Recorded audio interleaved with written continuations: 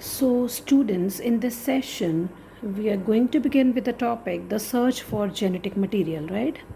So, बच्चों ਆਪਾਂ already पढ़ चुके हैं, डिस्कस कर चुके हैं structure of DNA, about the Watson and Crick model of DNA, packaging of DNA, right? मतलब ਅਸੀਂ ਪਹਿਲਾਂ ਹੀ ਡਿਸਕਸ ਕਰ ਚੁੱਕੇ ਹਾਂ DNA is a genetic material, but ਇਹ ਕਿਵੇਂ find out ਹੋਇਆ ਕਿ DNA ਹੀ ਜੈਨੇਟਿਕ ਮਟੀਰੀਅਲ ਹੈ। ਸੋ ਉਹ ਐਕਸਪੈਰੀਮੈਂਟਸ ਆਪਾਂ ਹੁਣ ਸਟੱਡੀ ਕਰਨੇ ਆ, ਰਾਈਟ। ਮੀਨਸ ਕਿ ਓਕੇ ਅਸੀਂ ਸਗੋਂ ਪਹਿਲਾਂ ਡਿਸਕਸ ਕਰ ਲਿਆ ਕਿ DNA ਦਾ ਸਟਰਕਚਰ, DNA ਜੈਨੇਟਿਕ ਮਟੀਰੀਅਲ ਹੈ, ਵਾਟਸਨ ਐਂਡ ਕ੍ਰਿਕ ਮਾਡਲ ਇਹ ਉਹ, ਬਟ ਕਿਵੇਂ ਕਿਹੜੇ ਐਕਸਪੈਰੀਮੈਂਟ ਸੀ ਜਿਨ੍ਹਾਂ ਨਾਲ ਇਹ ਪਤਾ ਲਗਾਇਆ ਗਿਆ ਕਿ yes DNA is the genetic material, because cell also contains protein. Cells ਦੇ ਵਿੱਚ ਸਾਡੇ ਕੋਲ RNA ਹੈ, ਪ੍ਰੋਟੀਨਸ ਹੈ, ਕਾਰਬੋਹਾਈਡਰੇਟਸ ਨੇ, ਠੀਕ ਹੈ ਜੀ। ਬਟ ਅਸੀਂ ਇਹ ਕਿਹੜੇ ਸਾਇੰਟਿਸਟ ਔਰ ਕਿਹਨਾਂ ਨੇ ਇਹ ਚੀਜ਼ ਨੂੰ ਪ੍ਰੂਫ ਕਰਕੇ ਦਿਖਾਇਆ ਕਿ ਯੈਸ ਕਿ ਜਿਹੜਾ DNA ਹੈ ਉਹੀ ਜੈਨੇਟਿਕ ਮਟੀਰੀਅਲ ਹੈ, right. So search for genetic material ਦੇ ਵਿੱਚ ਅਸੀਂ ਕੁਝ ਐਕਸਪੈਰੀਮੈਂਟਸ ਹੋਣੇ ਪੜਾਂਗੇ, ਰਾਈਟ। ਸੋ ਕਿਵੇਂ DNA ਨੂੰ ਹੀ ਜੈਨੇਟਿਕ ਮਟੀਰੀਅਲ ਪ੍ਰੂਫ ਕੀਤਾ ਗਿਆ, ਇਸ ਚੀਜ਼ ਨੇ ਬਹੁਤ ਟਾਈਮ ਲਿਆ, ਰਾਈਟ। ਸੋ ਦੋ ਗਰੁੱਪ ਆਫ ਸਾਇੰਟਿਸਟ ਨੇ ਮੇਨਲੀ ਐਕਸਪੈਰੀਮੈਂਟਸ ਪ੍ਰੂਫ ਕੀਤੇ। ਸਭ ਤੋਂ ਪਹਿਲਾਂ ਅਸੀਂ ਜਿਹੜਾ ਐਕਸਪੈਰੀਮੈਂਟ ਕਰਨ ਜਾ ਰਹੇ ਹਾਂ ਉਹ ਹੈ ਟਰਾਂਸਫਰਮੇਸ਼ਨ ਐਕਸਪੈਰੀਮੈਂਟ। 1926 ਦੇ ਵਿੱਚ there was a scientist, his name was Frederick Griffith, right. So ਸਭ ਤੋਂ ਪਹਿਲਾਂ ਅਸੀਂ ਟਰਾਂਸਫਰਮੇਸ਼ਨ ਐਕਸਪੈਰੀਮੈਂਟ ਪੜ੍ਹਾਂਗੇ ਕਿ ਕਿਵੇਂ ਗ੍ਰਿਫਥ ਨੇ ਇਹ ਪ੍ਰੂਫ ਕਰਕੇ ਦਿਖਾਇਆ ਕਿ ਜੈਨੇਟਿਕ ਮਟੀਰੀਅਲ ਹੁੰਦਾ ਹੈ, ਰਾਈਟ। ਗ੍ਰਿਫਥ ਦੇ ਐਕਸਪੈਰੀਮੈਂਟ ਤੋਂ ਬਾਅਦ ਇਹ ਤਾਂ ਪ੍ਰੂਵ ਹੋ ਗਿਆ ਸੀ ਕਿ ਦੇਅਰ ਇਜ਼ ਸਮ ਮਟੀਰੀਅਲ ਜਿਹੜਾ ਟਰਾਂਸਫਰਮੇਸ਼ਨ ਕਰਦਾ ਹੈ, ਬਟ ਉਹ DNA ਹੈ ਇਹ ਨਹੀਂ ਪ੍ਰੂਫ ਹੋਇਆ ਸੀ। ਸੋ ਉਸ ਤੋਂ ਬਾਅਦ ਅਸੀਂ ਫਿਰ ਇੱਕ ਐਕਸਪੈਰੀਮੈਂਟ ਪੜ੍ਹਾਂਗੇ ਜਿਹਦੇ ਵਿੱਚ DNA ਹੀ ਜੈਨੇਟਿਕ ਮਟੀਰੀਅਲ ਅਸੀਂ ਉਹਨੂੰ ਕਨਫਰਮ ਕਰਾਂਗੇ, right. So first experiment we have is transformation experiment. 1926 ਦੇ ਵਿੱਚ ਫਰੈਡਰਿਕ ਗ੍ਰਿਫਥ ਨੇ ਸੀਰੀਜ਼ ਆਫ ਐਕਸਪੈਰੀਮੈਂਟ ਕੀਤੇ। ਉਹਨੇ ਕੀ ਕੀਤਾ, ਇੱਕ ਬੈਕਟੀਰੀਆ ਲਿਆ ਸਟੂਡੈਂਟਸ, ਬੈਕਟੀਰੀਆ ਦਾ ਨੇਮ ਸੀ ਸਟ੍ਰੈਪਟੋਕੋਕਸ ਨਿਮੋਨੇ। ਸਟ੍ਰੈਪਟੋਕੋਕਸ ਨਿਮੋਨੀਆ ਜਿਹੜਾ ਬੈਕਟੀਰੀਆ ਸੀ ਉਹ ਇੱਕ ਡਿਜ਼ੀਜ਼ ਕਾਜ਼ ਕਰਦਾ ਸੀ, ਨਿਮੋਨੀਆ ਤੁਸੀਂ ਸਾਰਿਆਂ ਨੇ ਡਿਜ਼ੀਜ਼ ਸੁਣੀ ਹੋਏਗੀ। So the name of the bacteria was streptococcus pneumonia. So ਬੇਟਾ ਜਿਹੜਾ ਸਟ੍ਰੈਪਟੋਕੋਕਸ ਨਿਮੋਨੀਆ ਸੀ ਬੈਕਟੀਰੀਆ, ਉਹਦੇ ਦੋ ਸਟ੍ਰੇਨ ਸੀ, ਦੋ ਡਿਫਰੈਂਟ ਤੁਸੀਂ ਕਹਿ ਲਓ ਟਾਈਪ ਸੀਗੀਆਂ। One is S3 and one is R2। ਬੱਚੇ ਜਿਹੜਾ S ਸਟ੍ਰੇਨ ਸੀ it was smooth and capsulated type, means ਉਹਦੀ ਜਿਹੜਾ ਬਾਹਰਲਾ ਸਰਫੇਸ ਸੀ ਇਸ ਬੈਕਟੀਰੀਆ ਦਾ, ਸਮੂਥ ਵਾਲੇ ਬੈਕਟੀਰੀਆ ਦਾ, ਉਹ ਸਮੂਥ ਸੀ। ਜਿਹੜੀ ਬਾਹਰਲੀ ਸਰਫੇਸ ਸੀ ਬੈਕਟੀਰੀਆ ਦੀ ਸਮੂਥ ਸੀ। Capsulated means it has a cover, it is covered by a mucus or polysaccharide ਕੋਟ। ਕੋਈ ਕੋਟ ਉਹਦੇ ਬਾਹਰ ਥੋੜ੍ਹੀ ਚਿਪ ਟਾਈਪਸ ਔਰ ਥੋੜ੍ਹੀ ਪੋਲੀਸੈਕਰਾਈਡ ਦੀ ਬਣੀ ਹੋਈ ਕੋਟ ਸੀ ਜਿਹੜੀ ਉਹਨੂੰ ਇੱਕ ਸਮੂਥ ਜੀ, ਪਲੇਨ ਜਿਹੀ, ਸ਼ਾਈਨੀ ਜੀ ਅਪੀਅਰੈਂਸ ਦਿੰਦੀ ਸੀ। ਅਤੇ ਜਦੋਂ ਅਸੀਂ ਉਹਨੂੰ ਕਲਚਰ ਪਲੇਟਸ 'ਤੇ ਗਰੋ ਕਰਦੇ ਹਾਂ, ਜਦੋਂ ਲੈਬ ਦੇ ਵਿੱਚ ਅਸੀਂ ਆਰਟੀਫਿਸ਼ਲੀ ਨਿਊਟਰੀਅਨ ਮੀਡੀਆ ਬਣਾ ਕੇ ਅਤੇ ਉਹਦੇ ਵਿੱਚ ਅਸੀਂ ਬੈਕਟੀਰੀਆ ਗਰੋ ਕਰਦੇ ਤਾਂ ਇੱਕ ਬੜੀ ਸ਼ਾਈਨੀ ਜੀ, ਸਮੂਥ ਜੀ ਕੌਲੋਨੀ ਬਣਦੀ ਸੀ। ਯਾਦ ਰੱਖਣ ਵਾਲੀ ਗੱਲ ਇਹ ਹੈ ਕਿ ਜਿਹੜਾ S smooth strain of bacteria ਹੈ ਸਟ੍ਰੈਪਟੋਕੋਕਸ ਦਾ, ਉਹ ਵਿਰੂਲੈਂਟ ਹੈ, ਮੀਨਸ ਇਹ ਡਿਜ਼ੀਜ਼ ਕਾਜ਼ ਕਰਦਾ ਹੈ, ਨਿਮੋਨੀਆ ਕਾਜ਼ ਕਰਦਾ ਹੈ। ਤਾਂ ਜਿਹੜਾ ਸਾਡੇ ਕੋਲ R ਸਟ੍ਰੇਨ ਹੈ ਬੱਚੋ, ਰਫ ਨੋਨ ਕੈਪਸੂਲੇਟਡ, ਇਹਦੇ ਬਾਹਰ ਕੋਈ ਵੀ ਮਿਊਕਸ ਪੋਲੀਸੈਕਰਾਈਡ ਵਾਲੀ ਕੋਟਿੰਗ ਨਹੀਂ ਹੈ, that is why it is rough, you understand ਨਾ। ਸੋ ਰਫ ਨੋਨ ਕੈਪਸੂਲੇਟਡ ਕੋਟਿੰਗ ਸੀ, ਜਿਹੜੀ ਰਫ ਜਦੋਂ ਅਸੀਂ ਇਹਨੂੰ ਨਿਊਟਰੀਐਂਟ ਮੀਡੀਆ 'ਤੇ ਗਰੋ ਕਰਦੇ ਸੀ ਤਾਂ ਰਫ ਜੀਆਂ ਕੌਲੋਨੀਜ਼ ਬਣਦੀਆਂ ਸੀ। And important thing to be remembered here is it is non virulent, means ਇਹ ਕੋਈ ਵੀ ਡਿਜ਼ੀਜ਼ ਕਾਜ਼ ਨਹੀਂ ਕਰਦੀ and do not cause pneumonia, ਅਤੇ ਨਾ ਹੀ ਇਹ ਨਿਮੋਨੀਆ, ਮਤਲਬ ਕਿ ਉਹੀ ਡਿਜ਼ੀਜ਼ ਕਾਜ਼ ਨਹੀਂ ਕਰਦੀ ਹੈ, ਨਿਮੋਨੀਆ ਕਾਜ਼ ਨਹੀਂ ਕਰਦੇ, ਰਾਈਟ। ਇੱਕ ਵਾਰੀ ਫਿਰ S ਸਟ੍ਰੇਨ ਨਿਮੋਨੀਆ ਕਾਜ਼ ਕਰਦਾ, R ਸਟ੍ਰੇਨ ਜਿਹੜਾ ਰਫ ਹੈ ਉਹ ਨਿਮੋਨੀਆ ਕਾਜ਼ ਨਹੀਂ ਕਰਦਾ। ਸੋ ਦੋ different type of strains of bacteria ਜਿਹੜੇ ਉਹ ਗ੍ਰਿਫਥ ਨੇ ਲੈ ਲਏ। ਹੁਣ ਗ੍ਰਿਫਥ ਨੇ ਬੱਚੋ ਕੀ ਕੀਤਾ, ਗ੍ਰਿਫਥ ਨੇ ਮਾਈਸ ਲਏ, ਉਹਦੇ ਵਿੱਚ S strain of bacteria inject ਕੀਤਾ। ਸਾਨੂੰ ਪਤਾ ਹੀ ਹੈ S ਸਟ੍ਰੇਨ ਜਿਹੜਾ ਵਿਰੂਲੈਂਟ ਹੈ, ਮਤਲਬ ਉਹ ਬਿਮਾਰੀ ਕਾਜ਼ ਕਰਦਾ ਹੈ। ਮਾਈਸ ਦੇ ਵਿੱਚ ਇਹ ਵਾਲਾ ਬੈਕਟੀਰੀਆ ਨੇ ਜਾ ਕੇ ਨਿਮੋਨੀਆ ਦੀ ਬਿਮਾਰੀ ਕਾਜ਼ ਕੀਤੀ, ਮਾਈਸ ਡੈਡ ਹੋ ਗਿਆ। R ਸਟ੍ਰੇਨ ਦੇ ਵਿੱਚ ਉਹਨੇ ਫਿਰ R ਸਟ੍ਰੇਨ ਲਿਆ, ਉਹਨੂੰ ਮਾਈਸ ਦੇ ਵਿੱਚ ਇੰਜੈਕਟ ਕੀਤਾ। R ਸਟ੍ਰੇਨ ਜਿਹੜਾ ਨੋਨ ਵਿਰੂਲੈਂਟ ਹੈ, ਡਿਜ਼ੀਜ਼ ਕਾਜ਼ ਨਹੀਂ ਕਰਦਾ, ਮਾਈਸ ਲਾਈਵ, ਮਾਈਸ ਜਿਹੜਾ ਜ਼ਿੰਦਾ ਬਚ ਗਿਆ, ਉਹਨੂੰ ਕੋਈ ਵੀ ਡਿਜ਼ੀਜ਼ ਨਹੀਂ ਹੋਈ। ਠੀਕ ਹੈ ਸਟੂਡੈਂਟਸ, ਗ੍ਰਿਫਥ ਨੇ ਕੀ ਕੀਤਾ, R ਰਫ ਵਾਲਾ ਸਟ੍ਰੇਨ ਲਿਆ। ਰਫ ਵਾਲਾ ਸਟ੍ਰੇਨ ਕੀ ਸੀ, R ਨੌਨ ਵਿਰੂਲੈਂਟ ਸੀ, ਮਾਈਸ ਬਚ ਗਿਆ। ਜਿਹੜਾ ਉਹਨੇ ਸਮੂਥ ਸਟ੍ਰੇਨ ਲਿਆ, ਮਾਈਸ ਦੇ ਵਿੱਚ ਇੰਜੈਕਟ ਕੀਤਾ, ਮਾਈਸ ਨੂੰ ਨਿਮੋਨੀਆ ਹੋ ਗਿਆ, ਮਾਈਸ ਜ਼ਿੰਦਾ ਬਚ ਗਿਆ, ਸੌਰੀ ਡੈਡ ਹੋ ਗਿਆ, ਡੈਡ ਹੋ ਗਿਆ ਕਿਉਂਕਿ ਇਹ ਵਾਲਾ ਸਟ੍ਰੇਨ ਵਿਰੂਲੈਂਟ ਸੀ, ਬਿਮਾਰੀ ਕੌਜ਼ ਕਰਦਾ ਸੀ।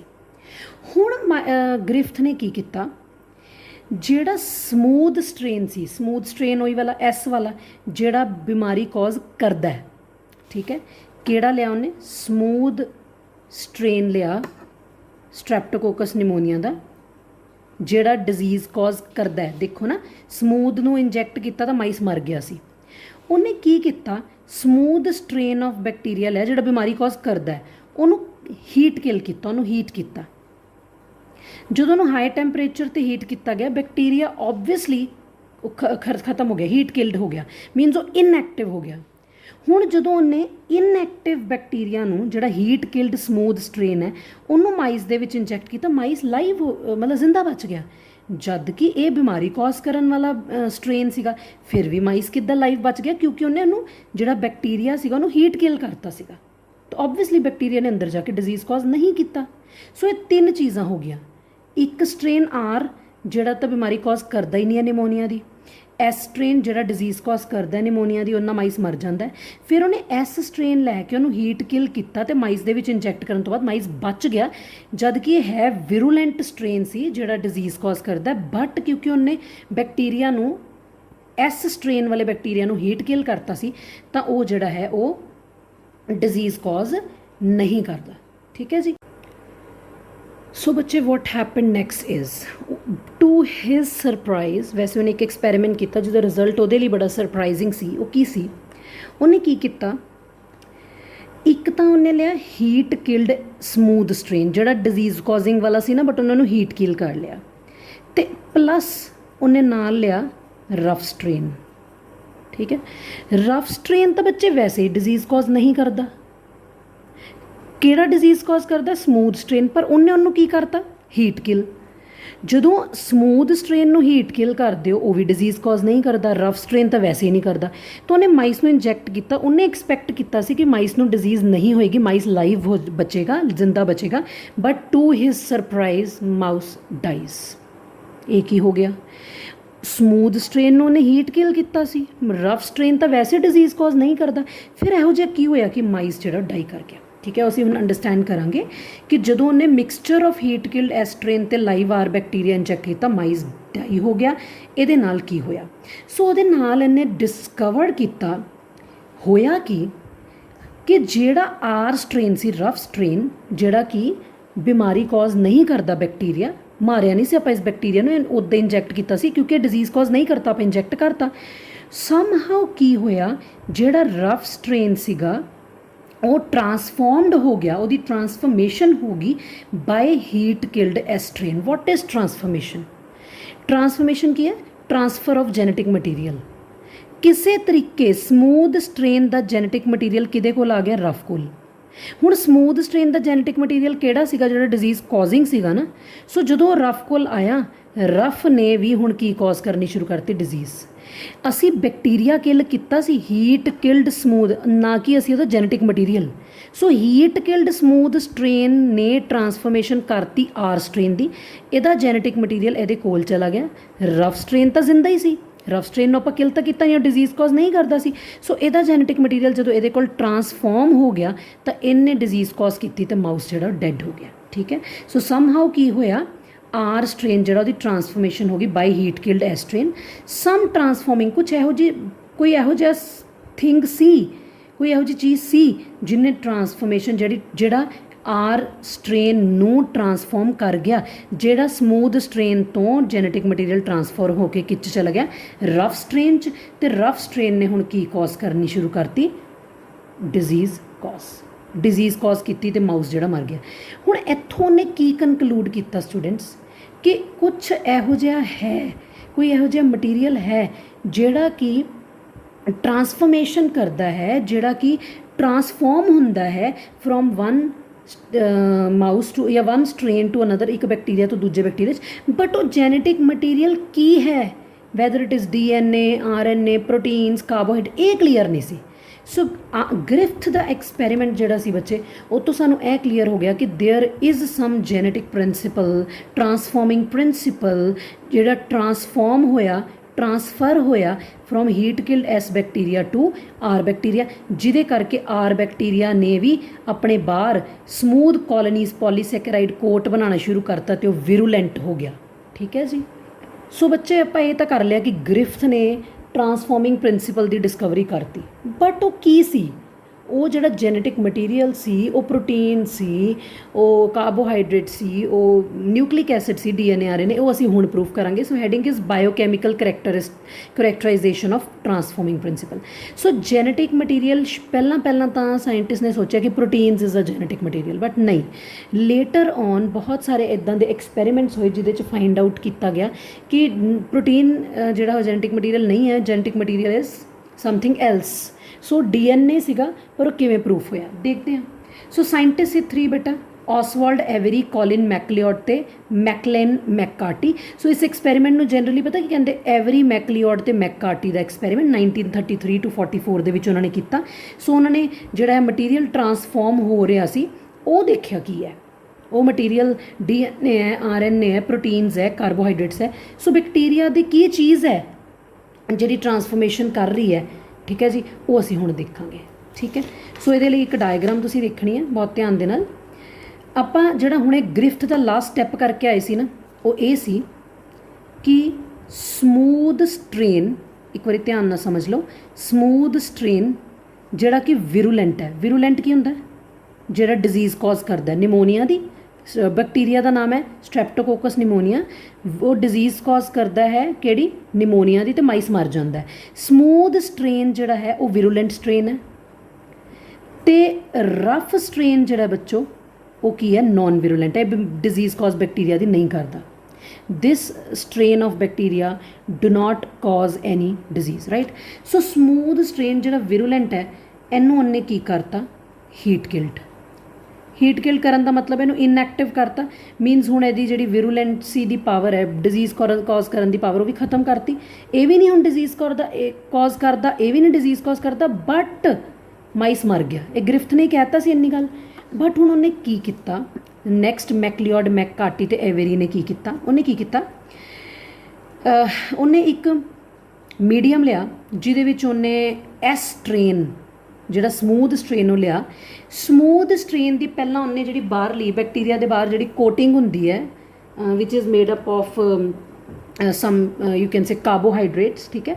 ਸਾਨੂੰ ਪਤਾ ਹੈ ਗਲਾਈਕੋਪ੍ਰੋਟੀਨਿਸ਼ ਸੌਰੀ ਉਹ ਹੁੰਦੀ ਹੈ ਆਪਣਾ, ਆਪਾਂ ਕਹਿੰਦੇ ਹਾਂ ਨਾ ਜਿਵੇਂ ਬੈਕਟੀਰੀਆ ਦੇ ਬਾਹਰ ਪੋਲੀਸੈਕਰਾਈਡਸ ਦੀ ਕੋਟਿੰਗ ਹੁੰਦੀ ਹੈ, ਰਾਈਟ। ਸੋ ਇੱਥੇ ਉਹਨੇ ਕੀ ਕੀਤਾ? ਸ਼ੂਗਰ ਕੋਟ ਜਿਹੜੀ ਸੀ ਬੈਕਟੀਰੀਆ ਦੇ ਬਾਹਰ, ਉਹਨੂੰ ਤੋੜ ਦਿੱਤਾ, ਬ੍ਰੋਕਨ ਡਾਊਨ ਕਰਤਾ with the help of enzyme. ਮਤਲਬ ਹੁਣ ਜਿਹੜਾ ਇੱਥੇ ਨੇ ਸਮੂਥ ਬੈਕਟੀਰੀਆ ਲਿਆ, ਉਹਦੀ ਬਾਹਰਲੀ ਕੋਟਿੰਗ, ਸ਼ੂਗਰ ਕੋਟਿੰਗ, ਪੋਲੀਸੈਕਰਾਈਡਸ ਦੀ ਕੋਟਿੰਗ ਉਤਾਰ ਦਿੱਤੀ, ਤੋੜ ਦਿੱਤੀ, ਠੀਕ ਹੈ। ਸੋ ਉਹਨੇ ਕੀ ਕੀਤਾ? ਹੁਣ ਸਮੂਥ ਸਟ੍ਰੇਨ ਬੈਕਟੀਰੀਆ ਲਿਆ, ਉਹ 'ਚ ਰਫ ਸਟ੍ਰੇਨ ਬੈਕਟੀਰੀਆ ਪਾਇਆ, ਤਾਂ ਉਹਨੇ ਕੀ ਦੇਖਿਆ? ਜਿਹੜਾ ਮਾਈਸ ਸੀਗਾ, ਜਿਹੜੀ ਉਹਦੀ ਡਿਜ਼ੀਜ਼ ਕਾਜ਼ ਕਰਨ ਦੀ, ਪੈਥੋਜੈਨਿਕ ਦਾ ਮਤਲਬ ਹੁੰਦਾ ਡਿਜ਼ੀਜ਼ ਕਾਜ਼ ਕਰਨਾ। ਸੋ ਉਹਨੇ ਕੀ ਦੇਖਿਆ? ਮਾਈਸ ਨੂੰ ਡਿਜ਼ੀਜ਼ ਹੋਈ, ਮਾਈਸ ਮਰ ਗਿਆ, ਠੀਕ ਹੈ।